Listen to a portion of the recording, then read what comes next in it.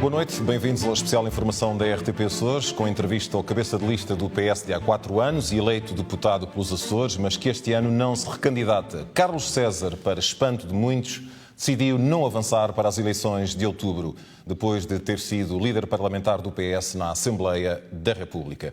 Boa noite, Carlos César, obrigado por ter aceitado o convite da RTP Açores para esta entrevista. O senhor diz que não se recandidata para dar lugar aos outros, mas também refere que não se exclui da participação política, ou seja, admite ocupar outros cargos políticos na República, como, por exemplo, ser ministro? Boa noite.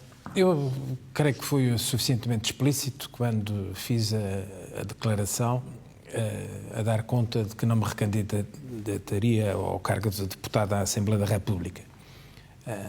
O meu empenhamento cívico não está em causa, não esteve antes de ser deputado, não estará em causa depois de eu ter sido.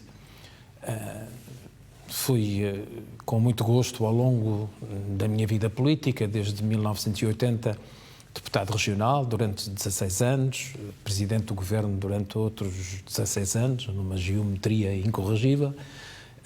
Depois tive uma paragem de pouco mais de um ano, trabalhei numa empresa e assumi estas funções de deputado à Assembleia da República, a pedido do Dr. António Costa, com o qual tinha um comprometimento de natureza pessoal, ligado também à sua eleição como líder do PS, e também com um convite que me foi feito para esse fim também pelo Vasco Cordeiro. Assumi esse encargo com muito gosto. Podia ter sido Presidente da Assembleia da República, podia ter sido Ministro de vários setores, conforme até fosse a minha escolha, a pedido do Dr. António Costa, podia ter sido candidato ao Parlamento Europeu nestas últimas eleições, não especificamente pelos Açores, mas liderando a lista no plano nacional, mas entendi, por razões que têm a ver com a minha própria vida e com o nível de participação que desejo a ter, que era tempo de fazer uma interrupção numa atividade política mais intensa que mantive ao longo de todo este tempo. Eu não só entrei em 1980 para o exercício de cargos públicos, como até em 1978 já tinha desempenhado funções no âmbito do Gabinete do Secretário de Estado da Função Pública de então, que aliás até era um açoriano no governo PS-CDS. Portanto, é um percurso longo. Acho que chegou o tempo em que eu posso ser mais útil do ponto de vista dos Açores a dar conselhos a uma nova geração do que a tirar o lugar àqueles que são mais novos. Então, na próxima legislatura, ou pelo menos no próximo governo, ou qualquer cargo está fora de questão? Repare, eu sou, neste momento, Presidente do Partido Socialista a nível nacional. Sou Presidente honorário do PS Açores. Sou membro do Conselho de Estado. Sou vice-presidente da Internacional Socialista. Não me faltam funções onde posso e devo fazer prosseguir o meu empenhamento político, mas com a intensidade com que desempenhei no passado, quer no plano parlamentar, quer no plano executivo, é algo que não pretendo repetir. Portanto, está fora de questão a hipótese de ser, para já, ministro no próximo governo, se o PS vencer as eleições. Mas espero que os Açores tenham um ministro no próximo governo. Mas já tem conhecimento que isso poderá acontecer? Não, espero. Manifesto a minha esperança nesse sentido e acho que há boas razões para eu a ter. O senhor refere também que é tempo de dar lugar aos outros, como referi, e sobretudo fala nos mais novos. O facto de Francisco César ser seu filho, ser líder parlamentar do PS Açores, pesou na sua decisão? Ou seja, está a dar espaço a Francisco César para ficar sem a sombra, entre aspas, do pai? Não, eu não creio. Eu acho que o Francisco Isso não influenciou a sua decisão? Não, ele tem o seu percurso próprio, tem o seu espaço próprio, é uma pessoa que se afirmou no âmbito político, quer na região, quer do ponto de vista nacional. Tem hoje, digamos, referências no plano nacional e pessoas com as quais se relaciona no seu mundo próprio, na sua geração, e, portanto, são, digamos, participações independentes. Eu tenho, evidentemente, muito orgulho que ele tenha tido uma atividade política como a que teve até agora e que desempenha os cargos que desempenha, mas esse é um espaço onde ele próprio gera a sua participação e falo, creio eu, com competência e com reconhecimento público. Outra coisa é a minha disponibilidade para apoiar e para manifestar a minha satisfação por uma nova geração que o Partido Socialista nos Açores felizmente tem, outros partidos também naturalmente a têm, mas compete-me dar força a essa nova geração, desde logo uma nova geração que é, enfim, é encimada pelo próprio Presidente do Governo, por Vasco Cordeiro. Também tive muito gosto, quando cessei as minhas funções de Presidente do Governo Regional, de ter, digamos, sido parte de uma solução com tanto proveito para o Partido Socialista e tanto proveito para a governação na nossa região, que foi a eleição do Dr. Vasco Cordeiro e a sua designação como Presidente do Governo. Já que está a falar em Vasco Cordeiro, o senhor preparou exatamente a sucessão a sua sucessão nos Açores, com Vasco Cordeiro. Está satisfeito com a prestação do atual Executivo e já do anterior mandato do PS de Vasco Cordeiro? Eu segui uma conduta ao longo destes anos, desde que cessei as minhas funções de Presidente do Governo, que é o de não fazer incursões demasiado intensas na política regional, porque sempre me desagradou a ideia de quem sai de um cargo ficar a falar do que fez antes, daquelas conversas do meu tempo, era de outra forma, e pairar sempre como uma sombra desagradável sobre aqueles que tinham agora a incumbência de mudar, porque se tratou efetivamente de uma mudança, e é isso que, digamos, qualifica o segredo da longevidade do PS nos Açores, é porque houve também uma mudança mas houve uma preparação para a mudança, e o senhor tem esse capital político. Eu pergunto-lhe que análise é que faz? Está satisfeito? Correspondeu às suas expectativas? Fico satisfeito pela mudança que foi feita e fico satisfeito pelos resultados da governação que ao longo de todo este tempo. Mas, como digo, não faço incursões demasiado concretas ou detalhadas sobre a decisão X ou sobre a decisão Y que o Governo Regional toma desde que eu saí. Evidentemente, todos nós sabemos que sobre uma matéria ou sobre outra, cada um de nós tem uma sensibilidade. Eu próprio, quando estive no Governo, algumas decisões que tomaria de forma diferente se tivesse tido uma visão correta dos seus resultados, não é?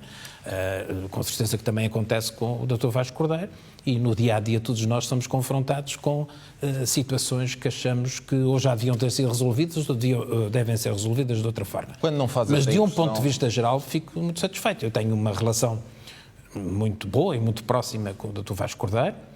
Beneficio, aliás, da circunstância de ele gostar de me ouvir quando entende que isso é relevante, e eu gosto também de dar a minha opinião sobre matérias em relação às quais disponho da informação necessária para ser útil nessa interlocução. Em algum momento é que surgem informações dessa natureza? Essa relação com Vasco Cordeiro foi tensa? Foi sempre boa? Não tenho. Porque corre por vezes Confesso que no não meio político que a relação entre Carlos César e Vasco Cordeiro não é, ou não foi por vezes a mais saudável? Não, eu creio que foi sempre saudável e não tenho, aliás, memória de ter havido algum momento de tensão ao longo de todos estes anos em que o Dr. Vasco Cordeiro desempenha as funções de Presidente do Governo. Pelo contrário, tem uma relação até próxima e até às vezes sinto-me um pouco constrangido porque dá sempre a ideia de que o Carlos César está por aí, enfim, e eu não gosto disso, como digo. Uma sombra. Exatamente, e por isso mesmo tenho também uma distância que eu acho que é útil para todos e que dá liberdade, autonomia e uma energia própria à mudança que foi feita em 2012. Ontem dizia que dificilmente poderá surgir um melhor primeiro-ministro para os Açores do que António Costa, mas olhando para este documento, o memorando de cooperação... Eu não disse bem assim. O que eu disse foi que o melhor era mesmo nós votarmos no sentido de continuarmos com esse primeiro-ministro, porque não sei quando haverá um primeiro-ministro que tenha sido tão bom e que continua a ser, naturalmente, para os Açores. O sentido é semelhante. Aquilo que eu disse não foram exatamente essas palavras. As minhas palavras foram cuidadosamente pensadas. Porquê? Porque não exclui que, evidentemente, no passado não tenham existido outros primeiros ministros que foram muito importantes para os Açores, evidentemente, localizados no tempo e em razão das matérias que estavam... Eu também estava a falar no futuro, mas pegando neste memorando de 2016, entre o Governo da República e dos Açores, uma declaração de 2016, como disse, de acordo com alguns analistas, e até partidos da oposição dizem que é uma mão cheia de nada até agora, e esta frase é do Bloco de Esquerda Açores, que, como sabe, faz parte da geringonça a nível nacional. Sim, o Bloco de Esquerda, na verdade, não teve uma participação que se possa dar nota de questões relativas, digamos, aos Açores e às autonomias em geral. Mas foi, evidentemente, um partido muito relevante do ponto de vista da conservação deste modelo político e de apoio parlamentar ao governo, tal como o Partido Comunista, tal como o Partido Ecologista, os Verdes. Essa afirmação não tem o menor sentido. Primeiro, porque esta declaração de 2016, essa declaração conjunta, está longe de esgotar aquilo que foi o caderno de encargos e um conjunto vastíssimo de medidas que foram tomadas pelo Governo da República ou a pedido da Administração Regional ou por iniciativa própria nas suas funções diretas na nossa região. Mas mesmo assim essa declaração conjunta, que contém mais de 2 dezenas, 20 e tal medidas e decisões, eu recordo menos de meia dúzia que estejam ainda pendentes ou que não tenham sido executadas. Lembro-me, por exemplo, do caso do reforço do POSEI.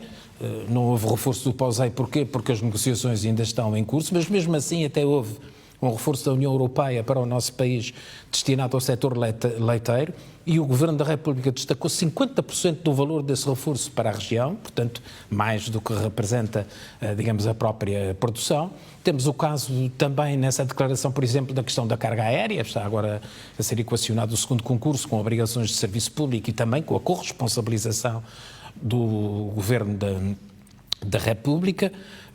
Recordo também outro aspecto que temos, por exemplo, o apoio do Plano Juncker para o Plano de Desenvolvimento do Porto da Praia da Vitória. É uma matéria que está em aberto e que não teve desenvolvimento próprio, mas está sempre em aberto e, portanto, pode ser objeto da concertação e da negociação com o Governo.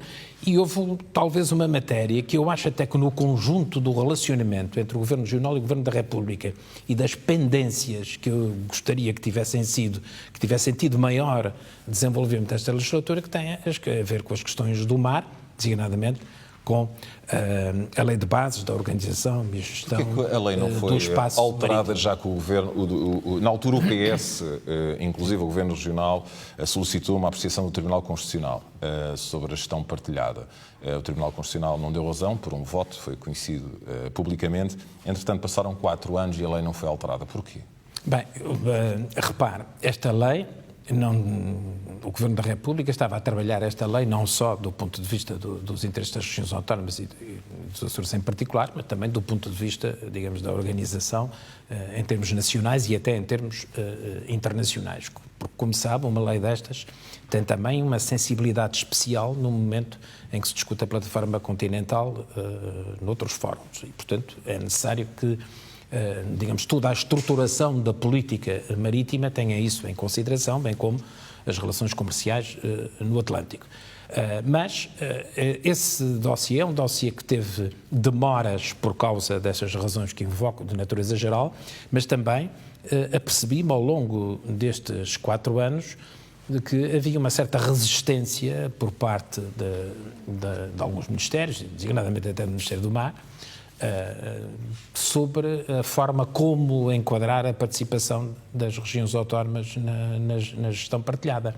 É uma matéria que não teve uma boa resolução, mas estou convencido que é uma matéria que terá o próprio Presidente do Governo referiu, Vasco Cordeiro, que essa matéria tem que ser mesmo sim, tem que ser. Eu acho que sim. Aliás, como eu tive a oportunidade de dizer já há longos anos, o mar vale todas as batalhas. É mesmo o grande recurso que os Açores devem ter, devem concentrar as suas... O senhor está-me a dizer é que sentiu alguma resistência, algum centralismo sobre esta matéria?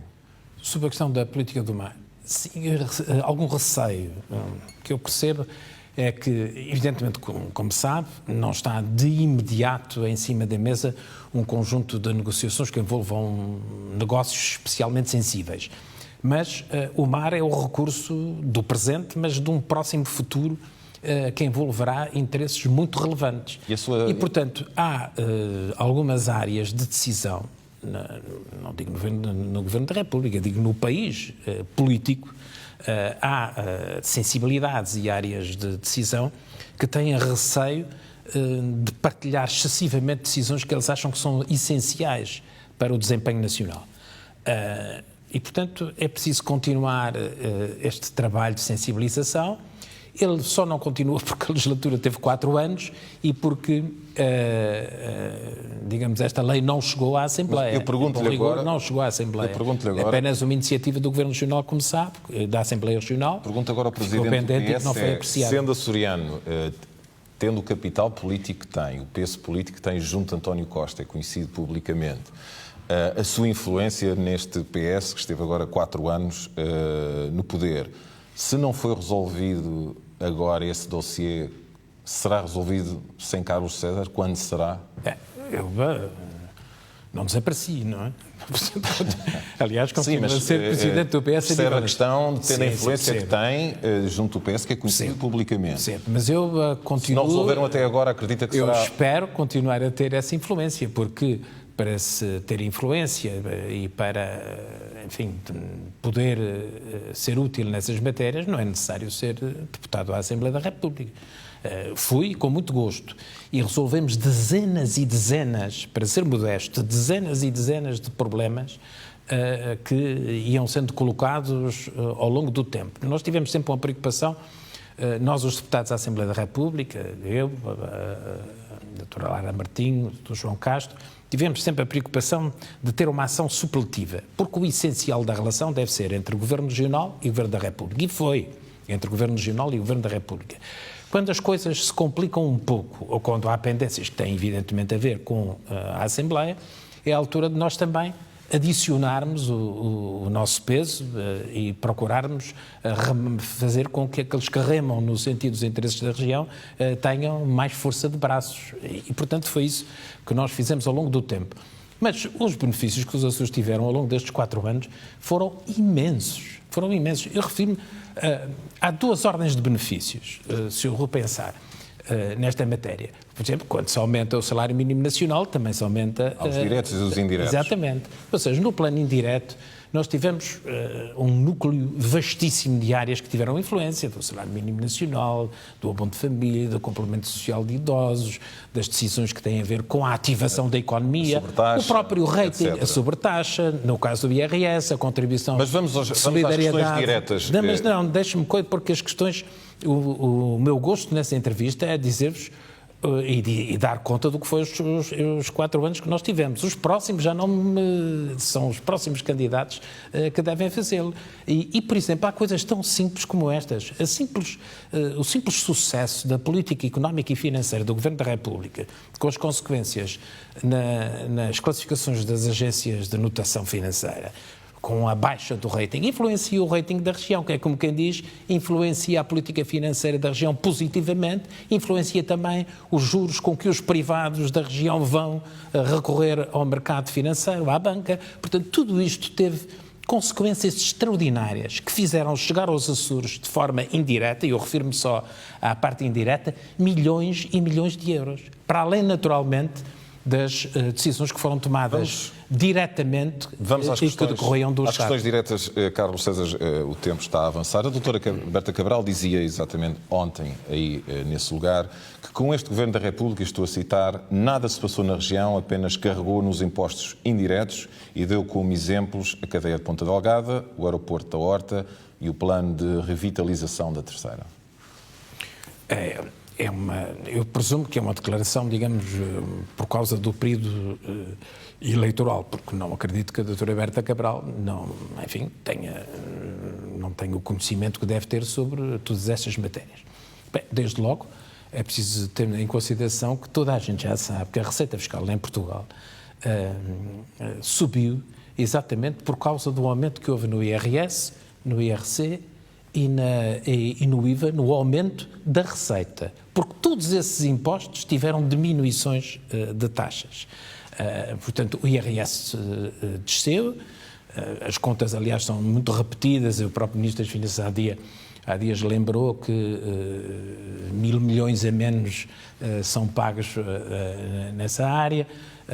E, de facto, com a mudança de escalões do IRS, designadamente, houve Mas ela referia-se aos impostos uma diretos. diminuição. Sim, mas esses impostos diretos é apenas o imposto do combustível, que ela fala, ou o imposto do tabaco, ou até falou também o imposto sobre os repousados, sobre as coisas doces. Não é?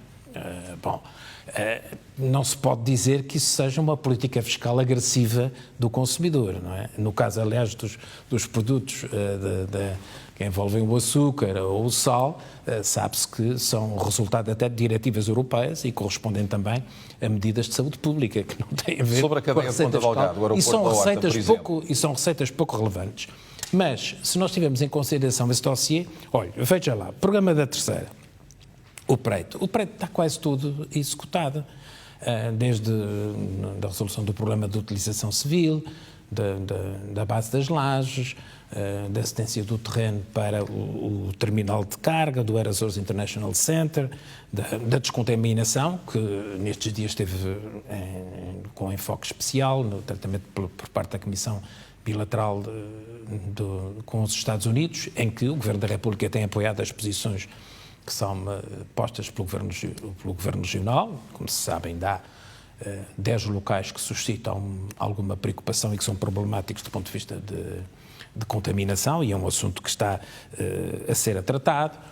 A questão do bairro de Santa Rita também, a transferência das habitações dos norte-americanos também. Portanto, nós temos trabalhado muito nestas áreas e com sucesso. Refere-me o aeroporto da Horta e a cadeia, não é? Bom, vamos lá ver. Esses dois assuntos até têm algo em comum. É que agora acham que nós fizemos pouquinho, mas antes era zero. A primeira vez que eu falei sobre o estabelecimento prisional regional foi algures em 1981 na Assembleia Regional. Sim, o dossiê tem décadas. Exatamente. Da cadeia de Ponta Delgada. Eu era um jovem deputado com 25 anos de idade e até eu lembro-me quando fiz a intervenção sobre a cadeia de Ponta Delgada, tremia tanto com as mãos que, para as pessoas não verem, agarrei-me à tribuna e fiquei até cheio de duros nas mãos depois dessa intervenção. Mas era sobre a cadeia.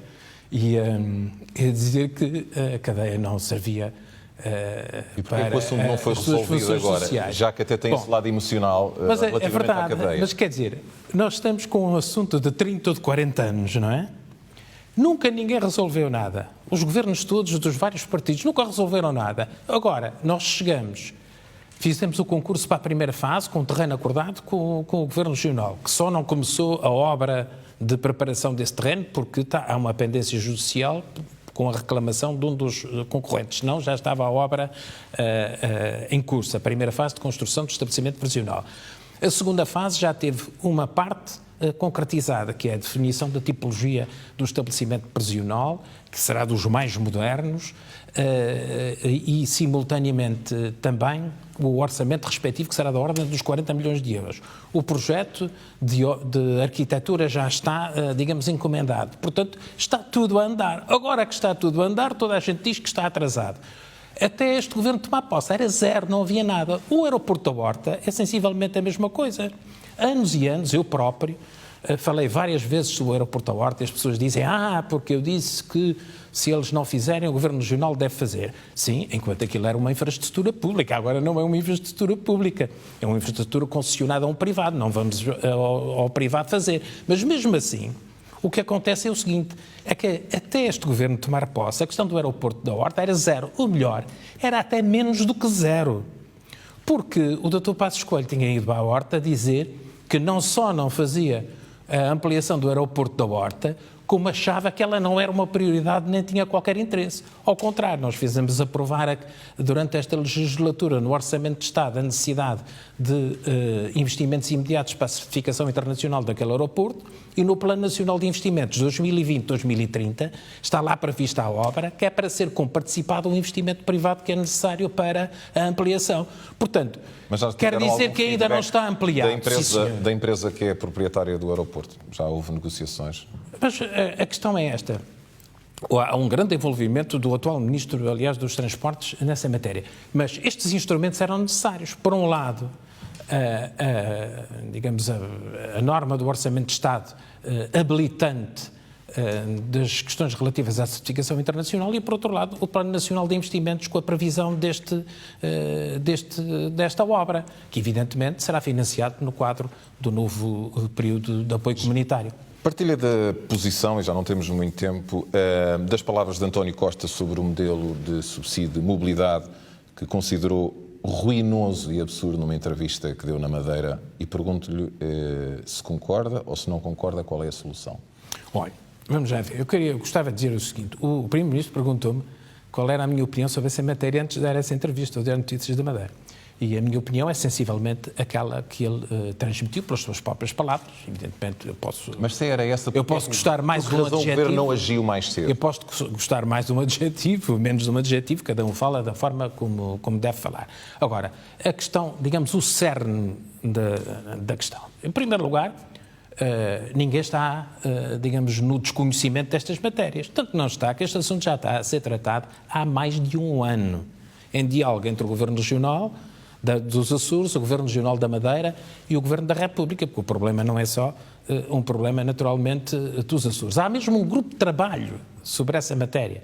Portanto, o assunto não foi descoberto agora e muito menos descoberto nesta entrevista. Agora, em relação à matéria, no entretanto, a Madeira insistiu na aprovação de legislação que cobre outro problema, que não tem a ver propriamente com digamos, a questão do montante do subsídio e que tem a ver apenas com a antecipação do pagamento por parte das pessoas, que coloca, de facto, problemas complicados a algumas das pessoas que têm que pagar 500 ou 600, até mais, euros para só serem depois indemnizados mais tarde para manter a tarifa dos 134 euros. Agora, o que é que nós temos como referência? Temos como referência um subsídio que de ano para ano aumenta de forma galopante. E de ano para ano, o que nós temos verificado, isso tem sido aliás confirmado pelo próprio Governo Regional dos Açores, é que não aumentou o número de passageiros residentes a usar do transporte. Estamos a falar e que os passageiros 26 residentes... milhões, não sei se confirma estes números, de 2017 para 40 milhões em 2018 e com menos passageiros residentes. Pois, e com o mesmo preço, ou seja, na mesma, os passageiros pagam os 134 euros. Se passassem a pagar 80 ou 70, pronto, a gente percebia. O que é que quer dizer? Quer dizer que esse subsídio está a ser desviado do seu objetivo essencial. O objetivo essencial era dizer assim, os residentes nos Açores não devem pagar mais do que 134 euros. E a verdade é que se este subsídio aumenta nesses montantes todos os anos e mantém-se os 134 e até há menos residentes a viajar, bom, é porque as companhias aéreas e as agências de viagem, designadamente, estão a usufruir de um subsídio que não tinha essa finalidade, porque estava devidamente António Costa já tinha dito isso no Parlamento Nacional quando falou da Madeira. Ou seja, e qual será agora o modelo? Ou seja, isso quer dizer que é preciso alterar o modelo de modo a que esses recursos sejam, por exemplo, recursos canalizados para a carga aérea, por exemplo, para as obrigações de serviço público na carga aérea. Eu recordo até que o Governo da República não tem intenção, não está preocupado por causa de estar a pagar a mais para os Açores. Tanto não está, por exemplo, que até a tomada de posse deste Governo, quem pagava as obrigações de serviço público em interilhas era o Governo Regional dos Açores. E com este Governo da República passou a ser o Governo da República. E muitos milhões de euros. Portanto, não é esse o problema. O problema é que este subsídio tem que ser, digamos, gerido de forma a que a sua finalidade seja respeitada e que não seja aproveitado gerido pela região? Por uma gestão esperta das agências de viagens e das companhias do transporte aéreo. E o que eu entendo, e o Primeiro-Ministro, pelos vistos também, é que temos que arranjar um valor de acordo com o Governo Regional dos Açores e com o Governo Regional da Madeira. Qual é o valor que se entende, digamos, aceitável para que as pessoas não paguem mais do que os 134 euros? Não é? Encontrado este valor, o Governo da República deve dizer às regiões autónomas, aqui está o montante transferido E as regiões, no uso da autonomia, das suas competências próprias, da sensibilidade que têm em relação às características do transporte interilhas e do transporte para o exterior e do exterior para a região, definirem um modelo que entendem mais adequado, com esses recursos que entendem também adequados. Portanto, primeira questão, o acordo entre o Governo Regional e o Governo da República sobre o montante a transferir para a região. Segunda questão, a região usar da autonomia que deve estar ao seu dispor. Porque o meu ponto de vista sobre estas matérias é assim, a região deve ter o máximo possível de competências. E as competências devem, pelo menos, ir até onde têm os recursos adequados. E o Governo da República está disponível a ceder essas verbas que os Açores considerarem insuficientes? Tenho a certeza que sim. Para terminarmos, Carlos César apelou ontem a uma votação expressiva e clara no PS, se põe, pelas suas palavras, a uma maioria absoluta a ver pelas sondagens. Temo que se o PS não conseguir essa maioria absoluta, que possa surgir uma geringonça sem o Partido Socialista? Por exemplo, à direita e com outros partidos como o PAN, etc, etc. Não creio. Não me parece. Até porque o Rui Rio já colocou essa hipótese com o CDS-PP. Sim. Vai ser muito difícil porque a melhor das previsões que neste momento existem para a votação dos partidos da direita é de 1/3 do eleitorado. Portanto, mas imagino que o Bloco de Esquerda e o PCP não querem voltar a esse modelo, se o PS não tiver maioria absoluta. É sempre um risco. É sempre um risco nós mergulharmos numa situação de instabilidade quando o partido que se propõe constituir governo não tem a maioria necessária. Basta ver a vizinha Espanha. A Espanha está há meses sem o governo que devia sair das eleições e até, com probabilidade, terá que ter de novo eleições antecipadas. E porquê? Porque é necessário que o partido liderante, pelo menos que o partido liderante de um futuro governo, tenha uma votação muito reforçada e muito expressiva, para os outros partidos pensarem duas vezes antes de ter, digamos, exigências desmedidas. E nesse sentido é muito relevante uma grande votação no Partido Socialista, independentemente de ter maioria absoluta ou não. E, portanto, é esse o sentido com que nós pedimos. E eu costumo dizer, e é verdade, se as pessoas que acham que preferem o Partido Socialista, mas que querem que o Partido Socialista tenha apenas maioria e não maioria absoluta, não votarem no PS, bom, se levarem isso à letra, até o PS pode perder. Duas questões muito rápidas. Resposta rápida e apelo à sua capacidade de síntese. Estamos mesmo a chegar ao fim. Se o PS não tiver maioria absoluta e necessitar apenas de um dos partidos com quem trabalhou, e o senhor foi líder parlamentar do PS, com certeza que passaram horas e noites e dias a negociar com o Bloco de Esquerda e com o PCP. Se o PS necessitar apenas de um partido, qual escolhia? O PCP ou o Bloco de Esquerda? Eu acho que isso depende mais do PCP e do Bloco de Esquerda do que do Partido Socialista. O que o Partido Socialista tem é, naturalmente, um programa de governo. Não pode comprometer o percurso que fez até hoje, que foi um percurso de associação de benefícios sociais, da ativação económica, à salvaguarda do equilíbrio orçamental, que é fundamental do ponto de vista da credibilidade do governo português. Os partidos que estiverem de acordo com esse caderno de encargos central do Partido Socialista são evidentemente bem-vindos a um apoio parlamentar ao governo, mas não a uma integração numa coligação para efeitos de constituição do governo. Foi mais fácil negociar com o PCP ou com o Bloco de Esquerda? Eu acho que se me fizer a pergunta do ponto de vista metodológico, eu acho que o Partido Comunista é mais fiável na concertação parlamentar do que o Bloco de Esquerda, que é um pouco mais difuso no diálogo. O que é que vai fazer a seguir, Carlos César? Vou continuar a trabalhar no exercício das funções. No exercício das funções que tenho, no imediato vou ajudar o meu partido nesta campanha eleitoral para termos uma grande vitória com a dimensão que se mostra necessária para a estabilidade e para a continuidade do percurso que temos feito, que é um percurso de benefício dos portugueses, de consolidação da economia portuguesa, de preparação das resistências do nosso país para qualquer adversidade externa. Nós estamos agora, por exemplo, com problemas derivados da redução, por exemplo, da produção da Arábia Saudita do petróleo. Nós temos conflitos comerciais que estão a afetar a saúde e o crescimento das economias.